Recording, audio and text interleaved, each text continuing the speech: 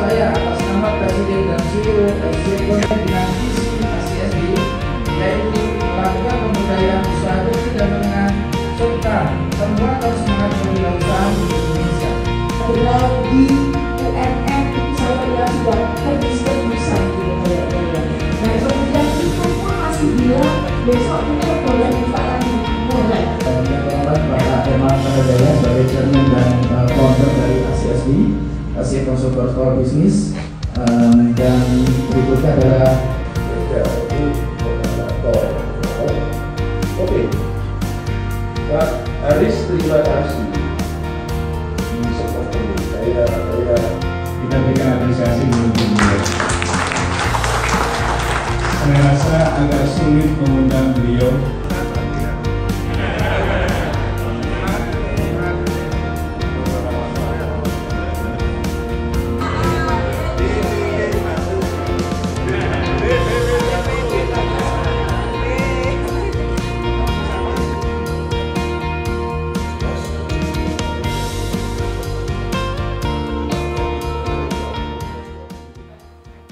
Hai sahabat Ami, sekarang Ami lagi di sebelah Ami ini ada Bunda cantik juga, dosen juga, dan beliau aktif untuk kegiatan kemanusiaan juga. Dan kali ini beliau hadir di ACSB karena diangkat sebagai ketua area dari Surabaya Raya. Siapakah nama beliau? Kita akan berkenalan dulu ya. Silakan Bunda, siapa ini namanya nih, cantik banget. Nama saya sih Fedianti Agustina, Bu Eni. Panggilannya Bu Fedi. Bu Fedi. Kadang kalau di tempat-tempat tertentu panggilannya Bunda Fedi. Oh, Bunda Fedi. Iya. Jadi kebetulan saya terpilih hari ini dan semalam sudah dilantik menjadi Ketua Area ACSB Area Surabaya Raya.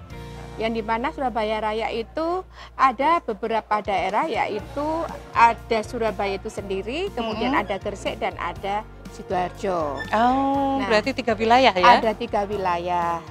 Di mana nanti program yang akan kita programkan untuk ke depan itu salah satunya kita harus mengelengkan dengan kampus.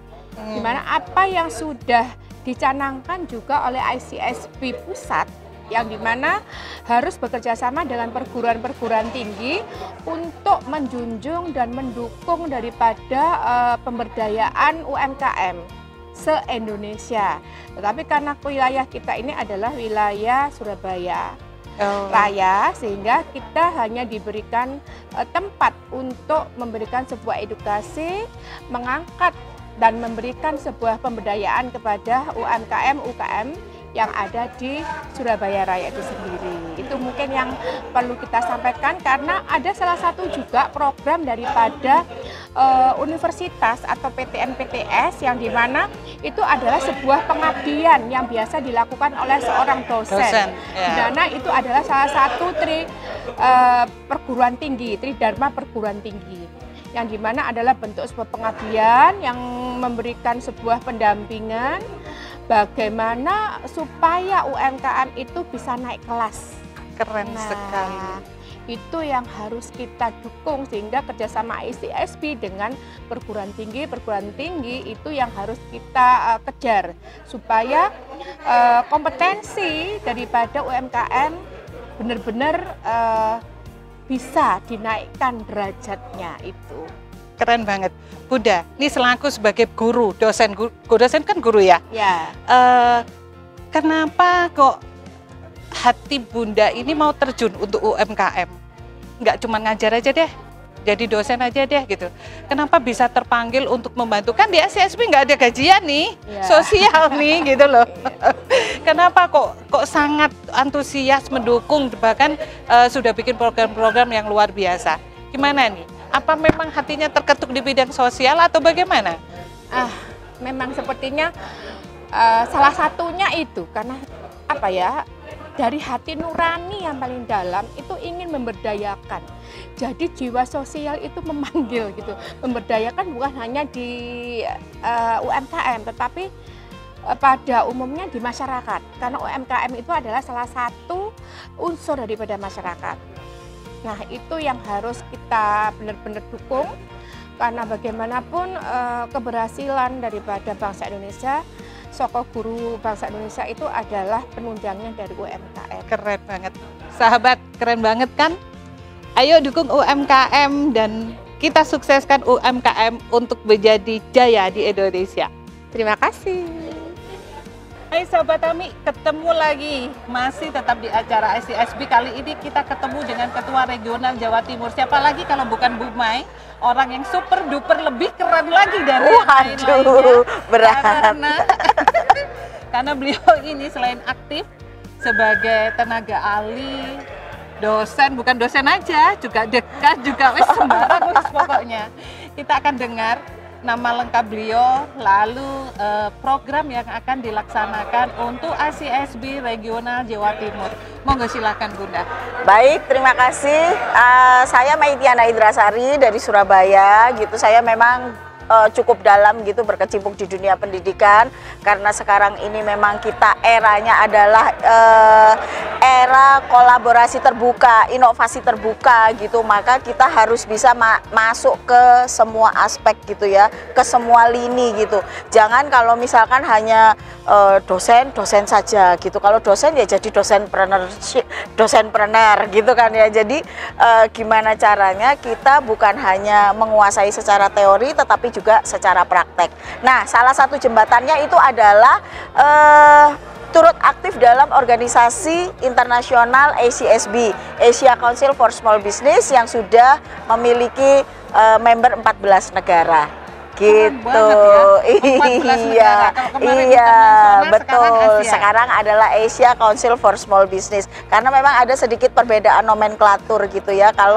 Kalau di internasional memang lebih cenderung ke akademisi gitu ya, ke peneliti dan lain sebagainya.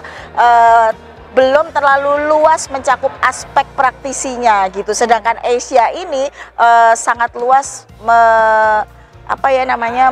ini dari pentahelix gitu ya, merangkul dari pentahelix, baik dari masyarakat, komunitas, akademisi, kemudian media, kemudian pemerintahan gitu. Jadi kolaborasi, benar-benar kolaborasi gitu. Ada harapan untuk ACSB Jawa Timur khususnya nih ke depan ini? Oke, jadi seperti tadi sudah dipaparkan juga ya, pada waktu ini kan kita kebetulan di acara Rakernas nih ya. Nah, tadi itu sudah dipaparkan juga oleh VP organisasi untuk ACSB Jawa Timur, untuk ACSB East Java, itu terkait dengan programnya. Programnya adalah yang pertama itu upgrade skill. Upgrade skill yang bisa sangat memungkinkan difasilitasi atau dimobilisasi oleh ACSB gitu ya, karena cukup banyak pengurus-pengurus ACSB yang juga merupakan reviewer, fasilitator, instruktur di kementerian-kementerian Republik Indonesia. Itu dari upgrade skillnya gitu ya, upgrade teknik skill gitu. Kemudian yang kedua adalah orientasi utama adalah ingin mencetak personal eksportir yang ada di Jawa Timur. Jadi kita optimalkan seluruh pasar, apalagi ini organisasi internasional, maka tidak menutup kemungkinan networking untuk pasar internasional kita lebih juga terbuka. Makin besar. Betul, lebih terbuka. Keren banget. Satu kata terakhir pesan untuk para UMKM? UMKM, jangan pernah putus asa karena itu bukan UMKM. UMKM Indonesia itu jatuh sekali, bangunnya seribu kali gitu ya. Jadi tetap pupuk jiwa entrepreneur Indonesia. Salam. Keren.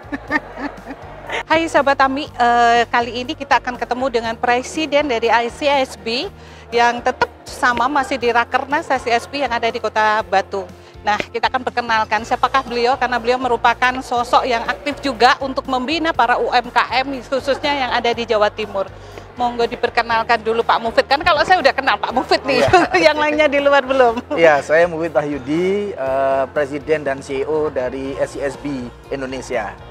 Jadi ACSB itu adalah asosiasi internasional, kita sudah ada di 12 negara. Khususnya adalah di ASEAN ya, ditambah dengan negara Asia yang lain tuh Korea, Cina, Bangladesh gitu ya, dan satu negara yang non voting right itu Australia gitu. Jadi memang ACSB itu konsentrasinya kepada bagaimana mengembangkan para UKM ini untuk bisa menjadi go internasional gitu ya. Gitu. Tapi kalau di lokalnya, kalau bisa bagaimana ICSB anggota para UKM ini menjadi local champion.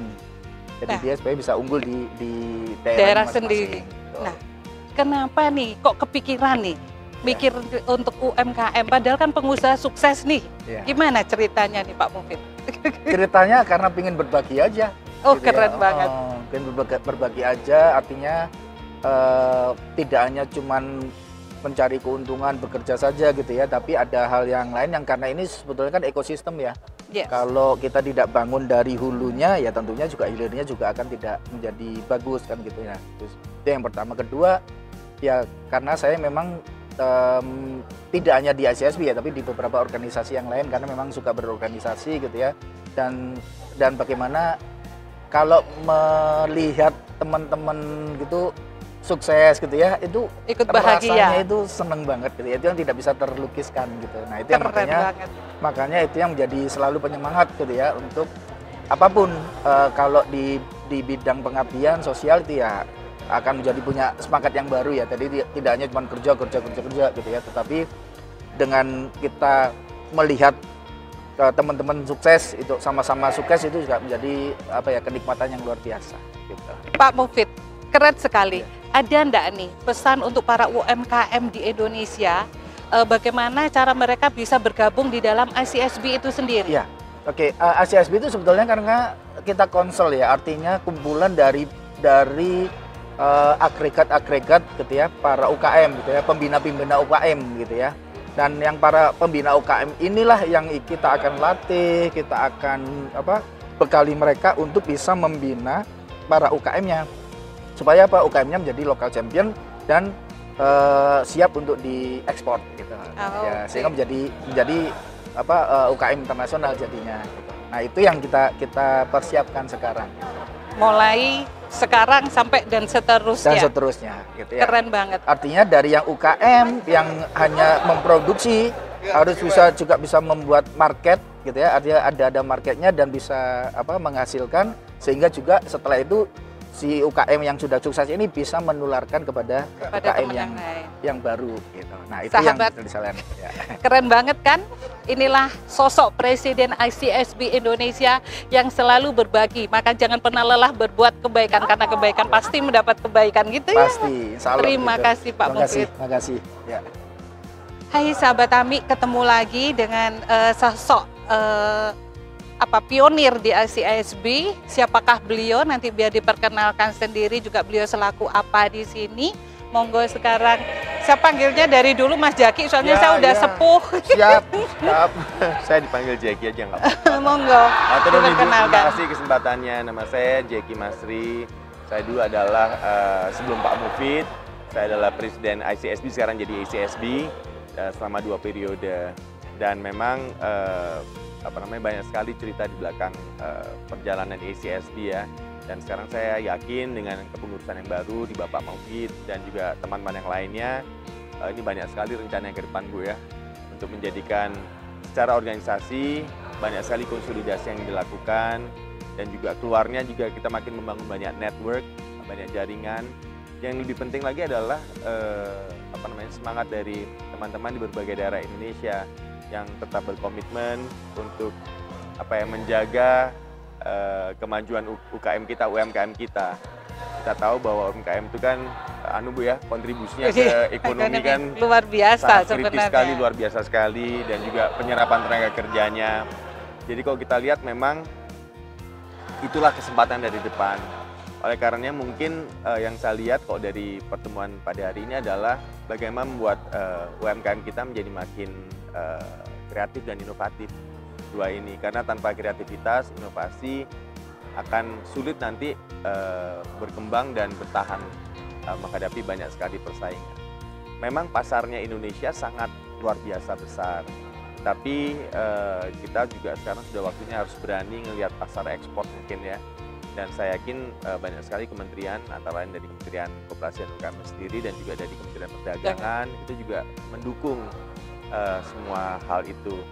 Mungkin sarannya adalah lebih kita lihat mereview kita sendiri masing-masing ya, gitu juga. Review UKM kita sendiri, produknya kita sendiri, apakah memang sudah mumpuni untuk berani ekspor. berada di tahap ekspor ya, masuk ke panggung global. Dan itu tentu tidak mudah, tetapi bukannya tidak mungkin kalau menurut saya. Karena kebetulan saya juga sudah mungkin 4 tahun ini ya, saya terlibat di Kementerian Perdagangan sebagai salah satu juri di ajang Good Design Indonesia. Faktanya produk kita banyak yang bisa diterima di Jepang, orang Jepang juga kagum, sampai bingung kok bisa ya bikin produk seperti itu.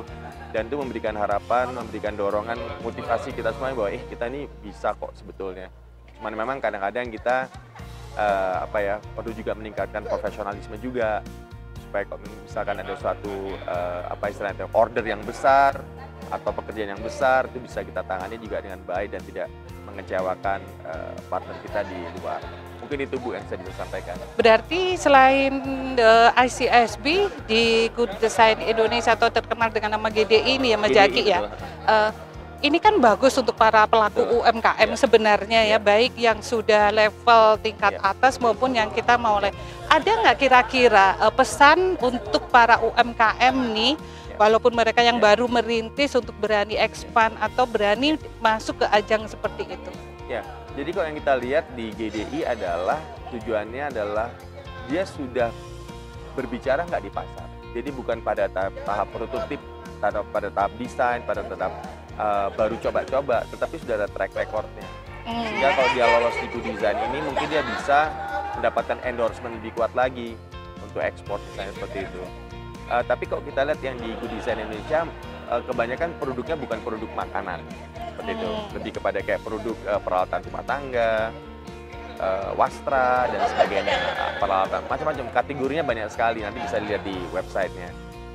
Dan juri-jurinya juga sangat kompeten sekali, dan juga direktur PPE-nya juga terlibat langsung. Itu program sangat bagus sekali sih, mungkin bisa ditilik ke websitenya. Satu hal yang saya pelajari dari GDI adalah originalitas juga sangat dipertimbangkan sekali. Kemudian juga komersialnya, nilai komersialnya.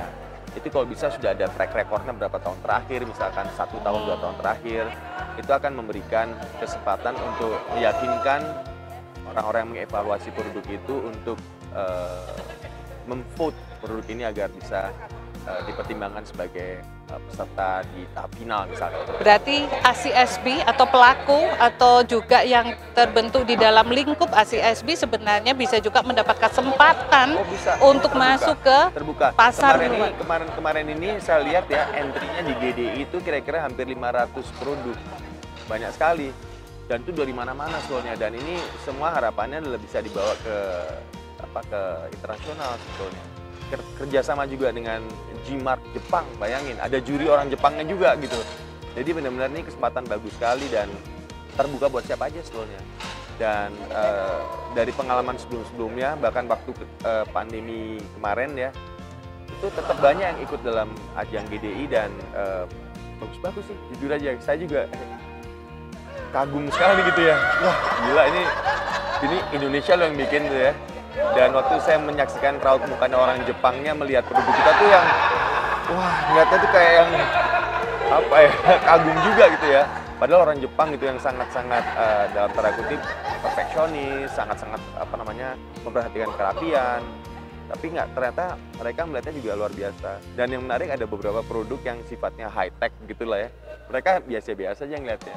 Tapi di produk kerajinan tudung buat makanan gitu, itu mereka ngeliatnya lama sekali, diperhatiin, wah kok bisa begini, dari bambu, dari bahan recycle, macam-macam. Jadi itu mungkin juga menjadi salah satu kesempatan buat teman-teman di UKM, di ICSB juga untuk mempertimbangkan untuk ikut ke Good Design Indonesia itu.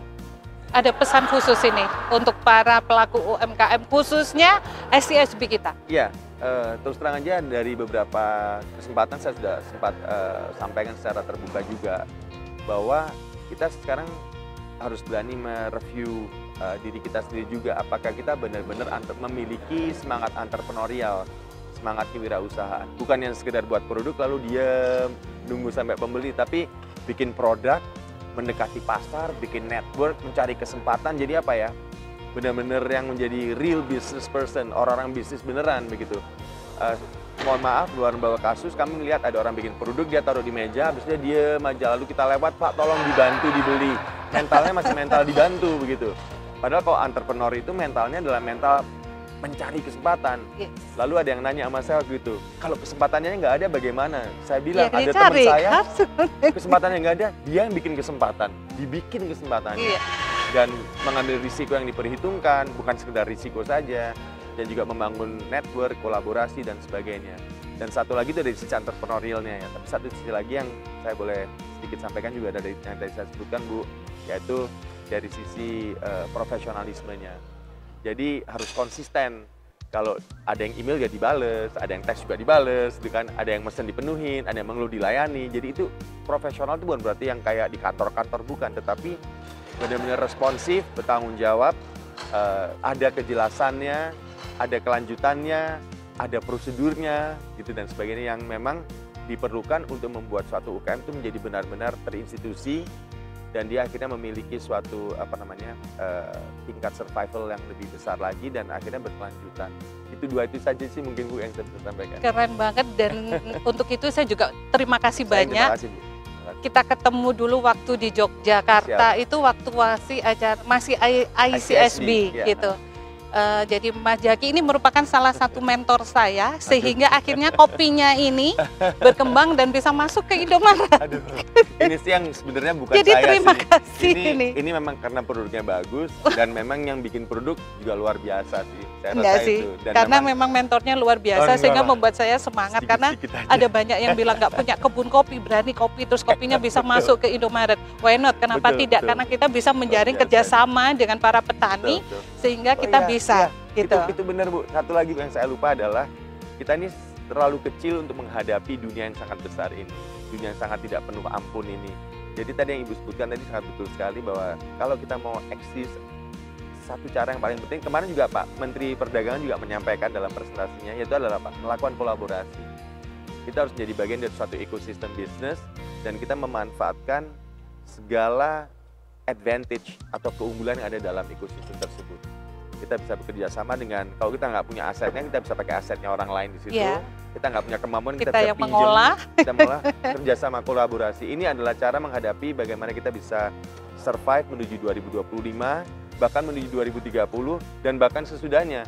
Ya insya Allah kita benar-benar bisa menjadi bagian penting menuju Indonesia Emas 2045. Nah, kebetulan ini juga kita nanti akan kolaborasi untuk pembinaan. Yap. Ada dulu itu korban dari waktu ada lahar pang itu, Oh, jadi iya, bencana alam di Semeru. Iya. Kita akan adakan pembinaan di sana dan itu juga termasuk kopi ini yang Iya. nanti kita kolaborasi. Mungkin Mas Jaki jika itu nanti bisa menjadi satu kesempatan saya Insya Allah. mengundang Insya kita Allah. kali ini. Dan terima kasih banyak Terima sahabat, kasih. keren kan orang di balik Kopi Bunduran itu adalah mentornya beliau salah satunya. Terima kasih Terima di kasih sini dan jangan pernah lelah berbuat kebaikan karena kebaikan pasti Ya. akan mendapat kebaikan. Harus baik terus Ya. semuanya. Wassalamualaikum warahmatullahi wabarakatuh. Hai sahabat Amik dimanapun Anda berada, kali ini Amik berada di Malang. Kebetulan Amik ketemu dengan orang yang super duper keren karena beliau ini dikasih sebuah identitas yang luar biasa sebagai Bapak Marketing Indonesia. Nah, bagaimana ceritanya sehingga beliau ini menjadi orang yang nomor 1 yang ada di ICSB? Silakan Bapak Herbawan. Gemeteran nih saya nih soalnya. Ya, kalau nomor 1 ya enggak. Cuma kalau di marketing itu kan PDB, positioning, differentiation, branding. Yes. Diferensiasi lebih penting dari yang lain. You don't need to be better, you don't need to be best. You just need to be different. Kalau Anda tidak punya keunikan, tidak punya differentiation, Anda nggak bisa sukses. Saya ini cuma different aja dari orang lain. Ya. Ada kata-kata Anda yang sangat mengena waktu tadi memberikan narasi kepada semua yang ada di dalam. Bahwasanya UMKM itu jangan bikin produk dulu, terus baru jualan. Tapi harus marketing dulu. Nah ini gimana nih? Karena itu kan jitu banget. Jadi marketing itu ada 3 yang elemen paling penting. Pertama kan tadi PDB, positioning, differentiation, branding. Positioning itu menanamkan dulu di benak customer sebetulnya. Marketing itu intinya mengenal customer. Customer mana yang saya sasar? Milih. Nah di customer yang saya sasar itu kita masukkan persepsi apa yang kita masukkan. Oh, kita itu uniknya di sini. Kemudian dibikinlah yang kedua produk barusan. Produk yang sesuai dengan janji kita pada customer. Oh, kita janji mau bikin kayak gini yang unik, ya bikin kayak gitu. Jangan bikin produk dulu, tapi mencari customer dulu. Jadi akhirnya produk, semua yang kita olah ini tepat sasaran. Ya, ketiga baru brand, harus ada brandnya. Karena kalau tidak ada brandnya, customer itu akan lupa pada produk kita. Karena saingan kan banyak. Pak Hermawan. Orang itu membeli brand, bukan membeli produk. Yes. Jadi tiga itu customer, produk, brand. Ini Pak Hermawan, ada pesan khusus enggak untuk para pelaku UMKM? UMKM di Indonesia itu bagus, banyak, tapi tidak apa-apa, realistik aja. Kalau Anda nekat jadi UMKM, Anda punya semangat jadi UMKM, tidak tergantung pada siapapun. Anda mesti belajar marketing dulu. Marketing itu ya tiga tadi, mengenal customer, membuat produk yang cocok dengan customer, sesuai dengan diferensiasi masing-masing, dan mempunyai brand yang sesuai dengan harapannya. Sesudah itu baru operation. Bikinnya gimana ini? Dan sesudah bikin bagaimana produk ini sampai di customer. Dari hulu sampai hilir itu dikawal. Baru finance. Marketing, operation, finance. Ono cuane enggak ini? Ada. Profitnya enggak. Kalau ada profitnya buat apa? Ngotot-ngotot. Ya, dan pesan saya berikutnya, kalau Anda belum siap untuk naik kelas, jadi juara kelas saja. Juara kampung enggak apa-apa kok. Karena pesaingnya cuma di kampung itu tuh. Tapi yang terbaik di situ. Iya, bukan terbaik toh, terdifferent. Differentnya mungkin produknya bukan terbaik, tapi paling aneh karena dianterin gitu rumahnya, servisnya nomor 1. Atau memang unik produknya. Keunikan itu mesti ada pokoknya, keunikan di produk, keunikan di cara delivery, cara nganter dan sebagainya. Jadi yang dipegang dalam bisnis itu UKM itu bisnis. Tapi mulai dari marketing dulu. Baru operation, baru finance. 3 itu. Pelajari 3 itu. Jadi jangan cuma bilang saya kekurangan modal. Ingat-ingat orang yang bilang selalu kekurangan modal tidak akan sukses. Tapi Anda punya ide marketing, terus dilanjut operation dan bisa ngitung finance-nya, banyak yang mau membiayai. Berarti saya membiayai UKM yang benar lah. Nah, jadi jangan semuanya diajak naik kelas. Belum tentu semua bisa ya. Juara kelas saja. Kalau juara kelas sudah, Indonesia ini sudah tidak bisa dimasukin orang lain dari luar karena juara kelas semua. Tiap masing-masing kota ada juaranya. UKM semua. Nggak bisa orang luar masuk. Nah, salah kita itu karena kita tergoda untuk melebihi kapasitas. Seringkali ya, keluar kota, keluar negeri, marketnya sendiri kebobolan sama orang. Ya toh? Terima kasih sekali sahabat. Keren kan orang di sebelah Ami, kita akan kulik lagi periode berikutnya bersama beliau. Terima kasih. Saya terima kasih sekali. Alhamdulillah.